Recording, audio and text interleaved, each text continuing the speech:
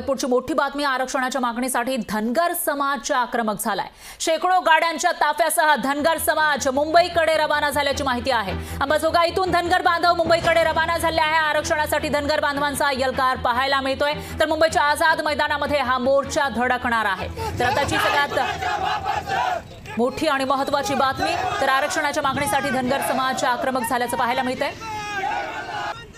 आणि हजारोंच्या ताफ्यासह धनगर समाज हा मुंबईच्या दिशेने रवाना झाला आहे। दरम्यान धनगर समाजाच्या मोर्चातून आढावा घेतलेला आहे आपले प्रतिनिधी विकास माने यांनी।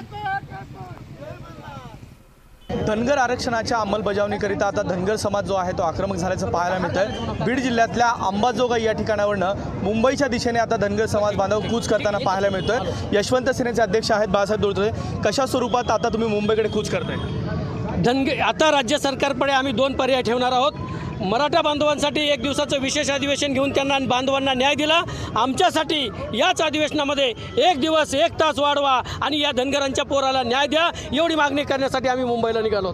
आज 1000 गाड्यांचा ताफा घेऊन आम्ही मुंबईकडे निघतोय। जसजसं पुढे जाऊ तसतसं गाड्या आमच्यासोबत वाढतील आणि मुंबईमध्ये आझाद मैदानावरती जाऊन आम्ही आमरण उपोषणाला बसणार आहोत। राज्य सरकारला कळकळीची विनंती आहे किंवा आता दोनच पर्याय, एक तर आम्ही आलोत, आम्हाला गोळ्या घालून मारा, अन्यथा आमच्या लेकरबाळाला आरक्षण अंमलबजावणी करा। याच अधिवेशनात हजारो लाखो कोटीचं बजेट तुम्ही सादर करणार आहात, त्या बजेटचा आम्हाला आपुलकी नाही, परंतु आमच्या लेकरबाळांसाठी जर आरक्षण अंमलबजावणी केली तर तेच आमच्या लेकरबाळासाठी तुमची देण असेल, ही सरकारला माझी विनंती आहे। सहकारी प्रमोद जोशी यांच्यासह विकास माने, लोकशाही मराठी, बीड।